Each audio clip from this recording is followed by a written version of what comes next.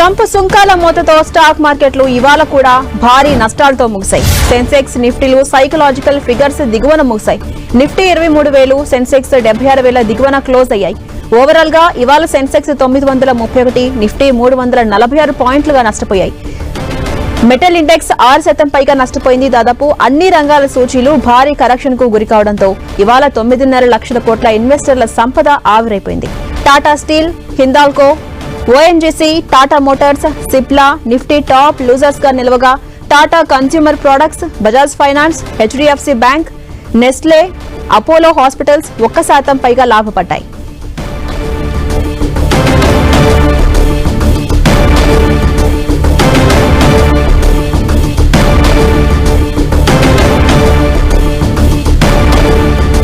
ఇదే అంశంపై మరింత సమాచారం తెలుసుకునే ప్రయత్నం చేద్దాం. ప్రస్తుతం మనతో పాటు జాయిన్ అవుతున్నారు stock market analyst Kranti Battini గారు. నమస్తే అండి. సార్, ఇవాళ చూసుకుంటే స్టాక్ మార్కెట్లు భారీ నష్టాల్లో ముగిశాయి. ఎలా చూడొచ్చు?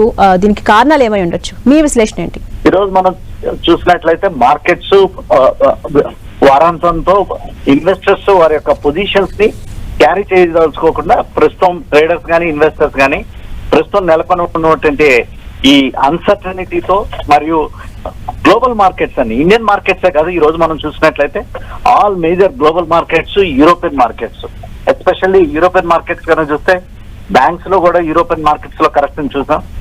చైనా మరియు జపాన్, ఏషియన్ మార్కెట్స్ ప్రతి మార్కెట్ లో ఒక నెగిటివిటీ నెలకొని ఉండటంతో ప్రస్తుతం ఇండియన్ మార్కెట్స్ నిన్న కొంచెం నిలదొక్కోవడానికి ట్రై చేసిన ఈ రోజు మాత్రం మార్కెట్ లో ఒక అమ్మకాల ఒత్తిడి క్లియర్ కట్ గా కనపడింది.